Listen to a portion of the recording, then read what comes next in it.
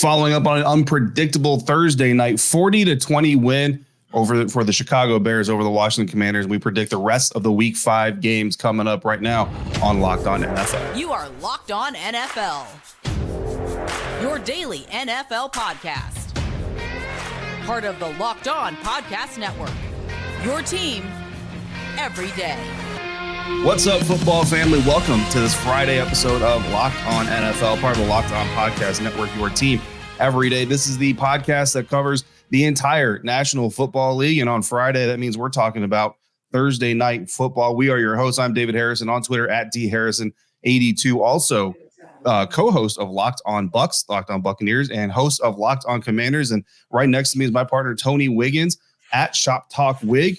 Also the host of the Locked On Jags podcast. So all of you out there in Duval, make sure you're giving Tony a follow and checking out his work. And we are your officially new hosts of Locked On NFL Friday. So hopefully you don't run away too quickly, but we thank you for making Locked On NFL your first listen of the day every day. Don't forget that you can subscribe for free here on YouTube if you're watching us or wherever you're listening to us, and you get your podcast. Again, here with you every Monday through Friday as a program. Tony and I, your new Friday episode host. This episode brought to you by PrizePicks, the easiest and most exciting way to play daily fantasy sports. Go to prizepicks.com/LockedOnNFL. Use the promo code LockedOnNFL, all lowercase, and you'll get a first deposit match up to $100. So, Tony, yes, sir. Just like I told the good people out there, I host Locked On Commanders. So, not only did I have to watch the 40-20 debacle, I'm calling it the Midway Miracle because nobody thought the Chicago Bears were going to win. Nobody thought they were going to break their 14-game losing streak, but I'm also calling it the DMV disaster because, brother, that did not go the way that the Washington Commanders thought it would. It did not go the way that Lauren Cox and I thought it would. If you go watch our crossover episode, you would not predict 40-20 in any light. Let me just get your initial thoughts on what happened Thursday night at FedEx Field. Well, anybody that's familiar with me knows this, but just in case folks aren't, I cover the Jaguars. I grew up in DMV and in Jacksonville, going back and forth my whole life. For a long time, I was a Washington supporter because the Jaguars didn't have a team for, until I was almost 30 years old. So right. What we saw last night was pretty much a microcosm of the last 30 years. This is who they are. And this is what they do. They lose games they're not supposed to. And then they do it in a fashion that makes you just scratch your head. And now I wake up this morning and I see offensive linemen questioning why they were still passing the ball, knowing that they couldn't win with 3 minutes to go. And I'm thinking like, okay, I've been watching football. I'm 54. I've been watching football for 48 years. Yeah. Basically, every team that's losing a game ends the game in 2-minute offense. What are you talking about? I mean, is this the point now where the guy responsible for the quarterback getting it handed to him all night and getting put on the ground is now saying we shouldn't have been throwing the ball? I think it's time now that that's when you start seeing leadership change, because now they don't believe in the coach. And it was awful. It was just an awful game. They came out as flat as could be. Did make a little bit of a run there in the third quarter and started playing like they were supposed to. But then DJ Moore says, hold my beer. Let me get this over with. Yeah, I mean, the Washington Commanders, look, to their credit, I mean, they were down 27-3 at halftime, and they actually had it down to a 30-20 game at one point in time. And it was 30-20 when they brought Joey Sly on for a field goal. It was a long field goal, but it was certainly within his range. The snap was high. The Washington Commanders have had some issues with long snapping this season. I won't get into that too deeply here on this show, but on Locked On Commanders, we've talked about that plenty. And the kick was wide right. And so it's a 2-score game still, basically 5 minutes left in the game. It's pretty much over at that point. And then DJ Moore, yeah, he called game, as they like to say. But you talk about Charles Leno Jr., that's the left tackle who after the game in the locker room, was kind of asked about the game flow. And he did. He said, I was a little bit confused. I'm a little bit worried about the health of Sam Howell. And I'm paraphrasing there with still passing. And that is the first time this season, and we're 5 games in, this first time this season that we've heard somebody publicly question what Eric Bieniemy is doing as the new assistant head coach, offensive coordinator of the Commanders. But we did have the story, Tony, earlier in the offseason about players going to Ron Rivera being, quote unquote, concerned, not complaining, but concerned about what Eric Bieniemy was doing. I don't know, man. I mean, the dots connect themselves. But let's flip to the other side of this conversation, too. Let's talk about the Chicago Bears, because, I mean, this isn't the first time. And look, it's the Denver Broncos. It's the Washington Commanders. And we know that not a lot of people had a lot of hope for the Commanders entering the season anyway. But the Chicago Bears have now put up points. I mean, they have put up numbers the last 2 weeks. Now they end up losing to the Denver Broncos, some coaching issues there, some play issues there as well. But I mean, Khalil Herbert, only 10 carries, but 76 yards. Hopefully he's okay. He ended up getting injured, tried to come out again, had to leave the game. But I mean, 7.6 yard average. Justin Fields ripped off 57 yards and 11 carries. I mean, and the backup fullback Blasingame is getting 26 yards on 8 carries, which, for a backup anybody is great. And then Justin Fields, 125.3 QBR, 4 touchdowns, no interceptions. What is the real story of the Chicago Bears, Wig? Yeah, that's a great question, because at some point during the first quarter, I hit him up on the X app and I said, this looked like a September, basically, when Alabama plays Southern Louisiana, Southeast Louisiana, or the Raging Cajuns, or UAB. On 3rd and 7, they ran the ball in the middle and got 8 yards. It's like, we can do whatever we want to do. We're going to throw a little out pass here, an out pass there. And they showed you that, and this is the thing about the NFL, there's this variance, right? There's the worst you can absolutely play. Then there's the best you can absolutely play. And then there's where do you most likely play every week? What is your consistency level? So teams aren't judged by their worst or their best. Now, coaches get fired when their worst comes up at the wrong time, but they're judged by how what is your median? Where did you play? And if the Bears can figure that out, they might be cooking with grease here, David, because DJ Moore is a number 1 receiver, a true number 1. It appears that Fields let the ball go. He saw the field last night and he let the ball go. They had a nice run pass balance. He didn't seem like he was trying to prove that he was Tom Brady, but he did want to show that he could throw the ball from the pocket to an open receiver. Now, Darnell Mooney might have something to say about that, because he was open a few times and he got missed. But they just seemed like a team that had the flow going. Now, when it was 30-20 and they were going in for that score and they subsequently missed the field goal, I did sit there and think, they're going to fire Eberflus if they lose this game, because everything had gone right. And the Commanders were right there knocking on the door. Like, I'm almost thinking if they punch it in for a touchdown there, now the Bears start looking at themselves in the mirror and they're like, oh, man, what are we doing here? You know what I'm saying? So the thing is, we've seen this before, but like I said, they have to figure out where their medium is. They have to figure out where is the thing where they don't necessarily play their best, but don't play their worst, and where that line is before they figure out whether they're a good team. But they had a pass rush last night. Yannick Ngakoue showed up. The DBs were all over the place. And when you look at their roster, they actually do have some talent. They just have to put it together. Yeah, I mean, look, you mentioned it the last time the Chicago Bears won, week 7 of last season, they put up 33 points on the New England Patriots. And the New England Patriots traditionally have a very good defense. So like you said, the Chicago Bears team has shown the ability to put up points and to play tough opponents, in the past. Just haven't been able to do it recently. But look, you mentioned coaches getting fired. Matt Eberflus, I mean, there was thought that if they lost this game on Thursday night that he was going to get fired regardless. I'm with you. I mean, if they blow a 27-3 lead and end up losing, whatever it is, 33-30 or 35-30, whatever the final score ends up being, I think Matt Eberflus is fired probably before the plane lands. But now, we've got the opposite end of the spectrum. And listen, part of the excitement around the Washington Commanders this offseason is the new ownership group. Part of that new ownership group is Irvin Magic Johnson, a champion many times over. He tweeted after the game, quote, "Tonight, the Commanders played with no intensity or fire. We didn't compete in the first half and got down 27-3 heading into halftime. It was too big of a hole to climb out of, and that is why we ended up losing 40-20. So you've got a championship caliber owner calling out the team as a whole, not the players or coaches specifically, but just the team as a whole. And now there's people wondering if Ron Rivera is going to survive. There's people wondering if Jack Del Rio is going to survive this. Wig, what is your general opinion on firing coaches midseason? The funny thing is, I saw when Washington was getting hammered in the first half, the owner looked like he was getting hammered because he was up in the booth laughing and having fun. And I'm like, the optics of that just don't look real well. And then after the game, Magic Johnson spoke out and did what Magic Johnson does. I'm going to watch that moving forward because I want to see. I always criticize Jerry for that, Jerry Jones. I want to see how Washington handles that moving forward. Like, you got one owner laughing, you got one owner who played sports who's truly disappointed. You got players pointing back and forth at each other. And the one guy you really want to hear the most from, you're not hearing from him. As much as things can change with that Washington organization, it seems like some things stayed the same. I don't see how Ron Rivera survives this. In fact, I suggested last night that they give Charles Leno and everybody else what they don't want, and that is that they name Eric Bieniemy the interim coach for the rest of the year and see if he can turn it around. I mean, look, things have happened in the past. And 5 days ago, we were talking about this Washington Commanders team and moral victories after going toe to toe with the defending NFC champion Philadelphia Eagles. Things have changed drastically in less than a week. But there are a bunch of other NFL teams that still have to play games this weekend. So we're going to talk about them here in just a moment on today's episode of Locked On NFL.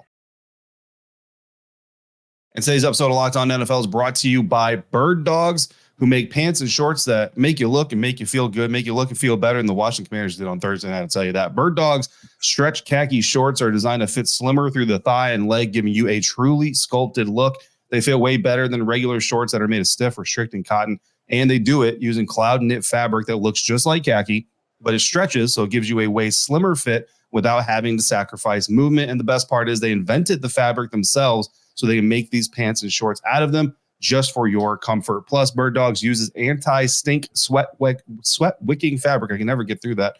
That keeps you cool and dry all day long. Bird Dogs are functional for any occasion as well. I wear Bird Dogs in the pool. I wear them to practice. I travel in them to and from games, and I'll even wear them at the stadium. So go to birddogs.com/LockedOnNFL. Enter the promo code LockedOnNFL at checkout for a free Bird Dogs water bottle with your order. That's birddogs.com/LockedOnNFL for a free water bottle at checkout. You won't want to take your Bird Dogs off. We promise. All right, guys, continuing on today's episode of Locked On NFL. Tony Wiggins, David Harrison here with you, thanking all of you for making Locked On NFL your first listen of the day, every day and every day. We greatly appreciate you for continuing to come through like you do. Football season is here, and Locked On is kicking up our coverage with Locked On NFL Kickoff Live. Each Friday, Locked On will go live at 2 p.m. Eastern on every Locked On NFL YouTube channel. Host Tanitra Batista, Jarvis Davis, and Kyle Krabs will break down every game on the NFL slate to get you ready for your team's matchup, your fantasy lineups, your betting angles, and more. Plus, get the in-depth local analysis from our stable of NFL hosts across the country who know these teams better than anyone else. Find Locked On NFL Kickoff Live every Friday at 2 p.m. Eastern on any Locked On NFL YouTube channel. That, of course, means here on Locked On NFL, you can find it. Locked On Jags, you can find it. Locked On Commanders, Locked On Bucks, you can find it. It doesn't matter. Any Locked On channel, 2 p.m. Eastern, Locked On NFL Kickoff Live will be happening. And Tony, they're going to be talking about some games that we're going to be talking about. And we're going to start at the very top. And you're familiar with this matchup, Sunday, 9:30 a.m. Eastern time, bright and early on the West Coast, 6:30. Get some scrambled eggs and OJ with that football. Jacksonville Jaguars at Buffalo Bills, even though I think everybody knows that the Jags are, if there's a home London team, it's Jacksonville Jaguars, right? So Jacksonville Jaguars at Buffalo Bills. The spread is 5.5 points in favor of the Jags. Tony, what do you say about this game? They play up to their competition, and sometimes the Jags, and sometimes they play down to their competition. They lost to Houston. This is before Houston hammered Pittsburgh, so we might have to revisit whether or not that was that much of an upset. But they lost to Houston a year ago too. Whenever things seem to be the most difficult, that's when they seem to reach down and find something. So I think it's going to be a real close game. I think it's going to be a very good game. I do believe that every time Trevor Lawrence plays against one of those guys that are considered top 5 guys, whether it's Mahomes, he's yet to beat Mahomes. He's lost to him 3 times, but he's always played okay. Joe Burrow, Josh Allen, he's beaten Josh Allen. He's lost a close game to Joe Burrow. He's beaten Justin Herbert twice. Anytime he plays one of those guys, he wants to prove that he's elite, and he never leaves the game looking like he's not. So I think Trevor Lawrence will play well. I do think Calvin Ridley wants to get off of this little slump that he's on after being away from the game for a couple of years. He started out with a bang, and since then he's had a case of the drops. The key for the Jacksonville Jaguars, though, is can the offensive line block people, because you can't beat what you can't block, and they haven't blocked particularly well in the run game. And then situationally in the pass game, they've given up inopportune sacks and rush throws from Trevor. They're getting Cam Robinson back from a 4-game PED suspension. He's going to probably start at left tackle with a slide left tackle Walker a little into left guard. It gives them a chance to have their 5 best offensive linemen on the field.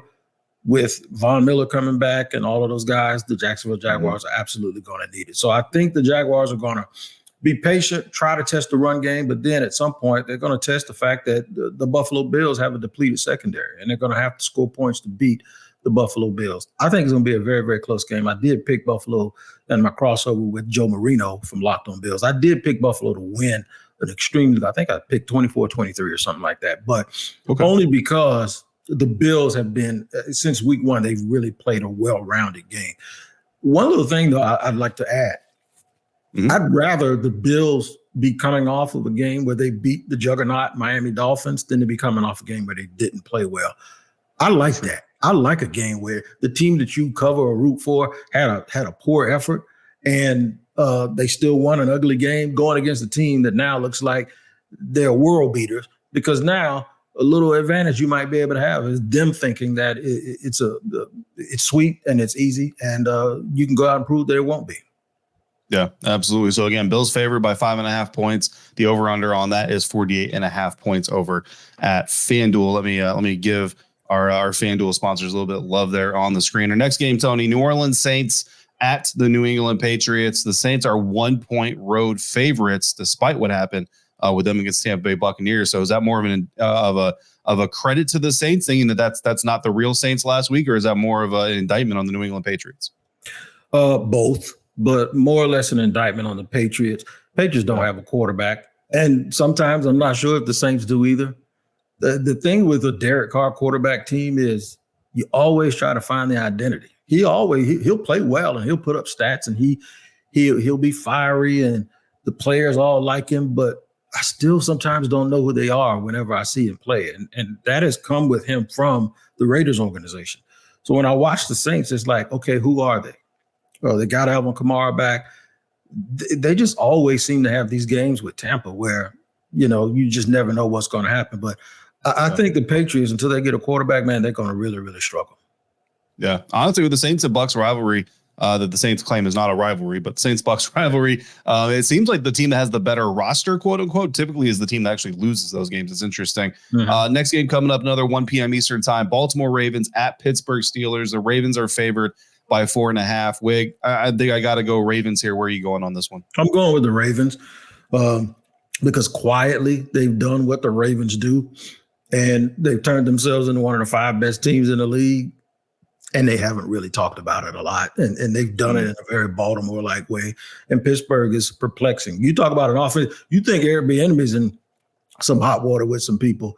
That Canada dude up in Pittsburgh, everybody, even the Twitter expert, I agree with the Twitter experts that he's bad. So whenever you get the Twitter coaches and GMs talking about a guy like that, normally I'll push back a little bit. But no, it's pretty ugly in Pittsburgh. And I'm not so sure that the offensive line was the only problem they had a couple of years ago. Yeah. So again, Ravens favored by 4.5. Over under on that is 38 points. Our next game, Houston Texans at the Atlanta Falcons.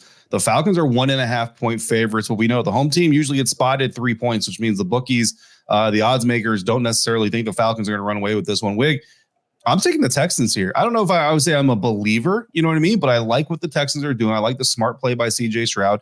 And in a quarterback-driven league, I just think CJ is ahead of Desmond Ridder. And I think that I'm going to take the Texans plus the 1.5 against the Atlanta Falcons. What do you think? I'm going to do the same thing. I think the quarterback is the difference. And then I think the difference is they have 4 offensive linemen missing against Jacksonville, and they didn't give up any sacks. When you learn to play when you're deficient with your starters, and then you start getting those starters back, I just think you really learn something about yourself as a football team. And I think DeMeco Ryans is right now putting himself in a position to be coach of the year. Oh, that's a good prediction. I'm on board with that one as well. The next game, Tennessee Titans at the Indianapolis Colts. The Titans are favored by 2.5. The over/under is 42.5. Wig, where are you going on that one? Ugly game, but I'm going to go with Tennessee. I think Mike Vrabel will find a way to win. They look like they found their Derrick Henry identity back, and I just think Anthony Richardson is as impressive as he's been. And the reason why I say he's impressive is because he's been better than a lot of people think he was going to be. I just don't think they're ready yet as a football team. Fair enough. We got more picks coming up here on today's episode of Locked On NFL, so make sure you stick in there with us. Today's episode of Locked On NFL brought to you by PrizePicks, the largest independently owned daily fantasy sports platform in North America. They are the easiest and most exciting way to play DFS because it's only you against the numbers. Instead of battling thousands of other players, including pros and sharks, you pick more than or less than on 2 to 6 player stat projections and watch the week's winnings roll in. PrizePicks is really simple to play, and I can make my picks and submit my entry in less than 60 seconds. Wig, last weekend, I won $158 on PrizePicks, which was single-handedly my best weekend ever. This weekend, not starting off as well. On Thursday Night Football, I chose Commanders quarterback Sam Howell to eclipse more than 250.5 yards of total offense, which he did. But I also took running back Brian Robinson Jr. to have more than 65.5 yards rushing, because I thought that team would be able to run the ball a little bit more and maybe nurse a lead. Didn't happen. And I took Bears quarterback Justin Fields to throw more than half an interception, and he played about as clean a game as you possibly can. So unfortunately, my bid for Thursday Night Football did not pan out, but I'll try again this weekend because PrizePicks now offers Apple Pay for quick and easy deposits into your account this football season. So when I win, I can get my hand on my money as quickly as I want to. Go to prizepicks.com/LockedOnNFL. Use promo code LockedOnNFL in all lowercase for a first deposit match up to $100. Again, this prizepicks.com/LockedOnNFL. Use the promo code LockedOnNFL, all lowercase. PrizePicks, daily fantasy sports made easy. Did you see, I put in our NFL DM, you see my PrizePicks miss? Oh, no, I didn't. What did you, let me look it up real quick. I played a 4-piece. McLaurin, I needed 12 more yards, man. And on that last drive, my man threw the ball behind him and he fell down and he only got 4 yards and then they didn't get any more plays off. But I got 3 out of 4, man. So I played 50. I could have won 500. Yeah, you always hate when they call them bad beats. I think on ESPN they call them bad beats. Those are rough. Those are rough. Speaking of a bad beat, the odds makers think that the Carolina Panthers are about to they're about to go through it. Shout out to our guy, Locked On Panthers host Julian Council. 10-point underdogs on the road to the Detroit Lions. So I think we're both going to go Lions here, right? I think that's probably, any given Sunday, right? But I think we're both going Lions. But what do you think about that 10-point spread? I think it's generous. I think the Lions are going to beat the crap out of the Carolina Panthers. And it's because the Lions, they're the team that will beat the crap out of anybody, anytime, right? They're like that boxer, you know what I'm saying, that you don't want to fight because you know he's going to come out swinging. And I just think they've hit a hot spot. They really found their identity. They're getting some of their guys back who were suspended and injured. And they're just a really, really good football team. And it starts up front with them on the offensive and defensive line. And whenever you can use that as your mantra for being a good football team and the other team is struggling, I think they'll win by 2 touchdowns. Yeah. I mean, I hate taking spreads that big, but if there's a matchup this weekend that could cover it, it is that matchup. If there's another matchup that could cover it, it's the Miami Dolphins hosting the New York Giants. And like you mentioned, you'd rather your team be coming in off of a tough, ugly win because they're probably upset. They're probably angry. They probably want to prove something. Well, the Miami Dolphins are coming off an ugly loss to the Buffalo Bills. So they really want to put a beating on somebody. They're 11.5-point favorites, the biggest margin this weekend by FanDuel. 11.5 points, Wig, on the Dolphins. You taking that? Yeah, I'm taking it.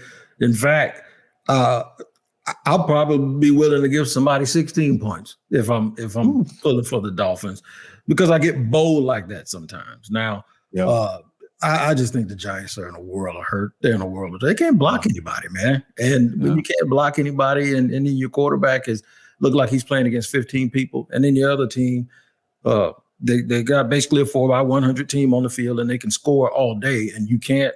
That's a recipe for disaster. It's going to be 21-0 at the end of the first quarter. Sorry, Patricia, trainer. I love you to death, Locked On Giants. Patty's my girl, but it's going to be a long week for the G-men.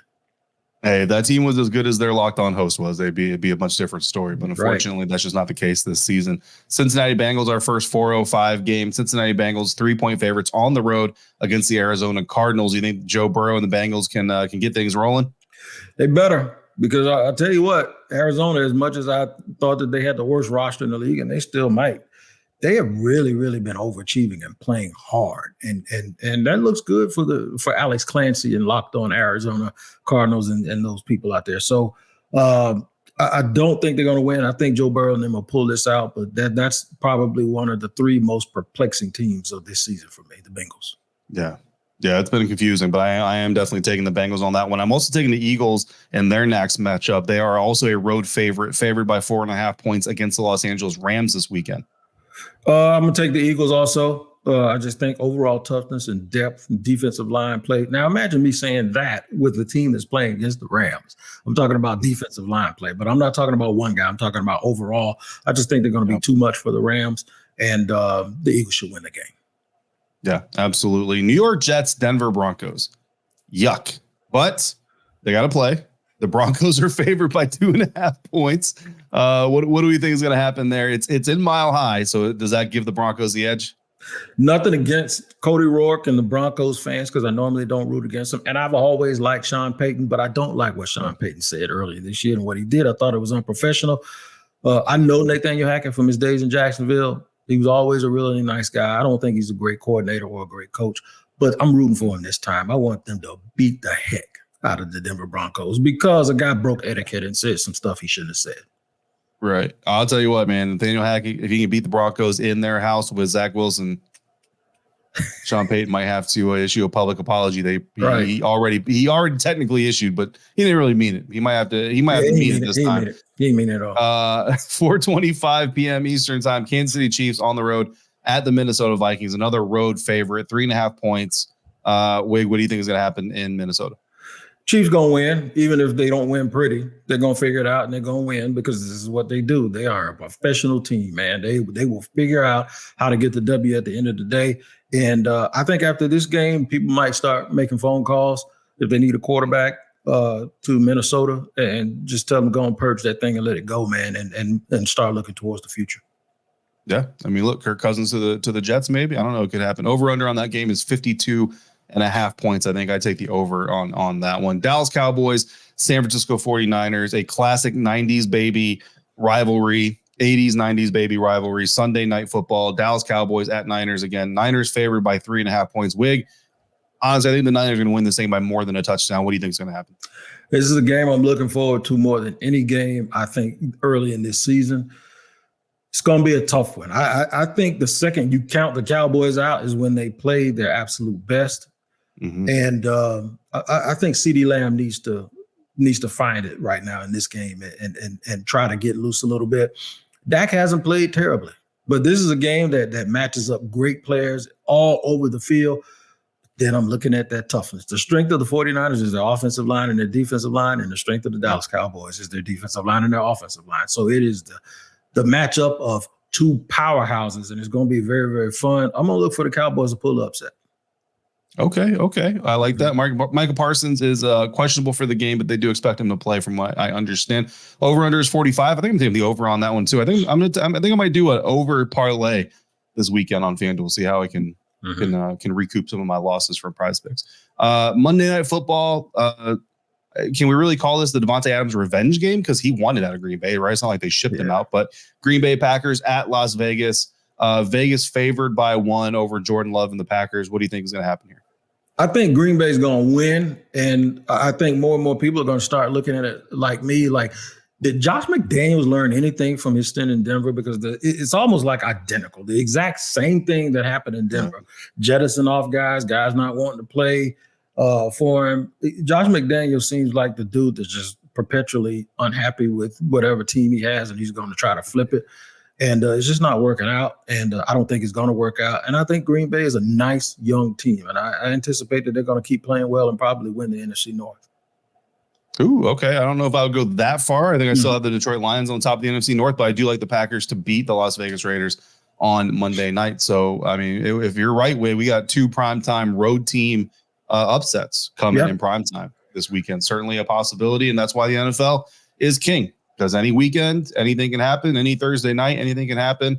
I actually, in my preseason predictions, I actually predicted the Commanders to lose to the Bears, not because I thought the Bears were the better team. I literally said Thursday night football, man. It's Thursday night football. I thought the Bears were going to win, and they, unfortunately for my listeners and viewers, they proved me right.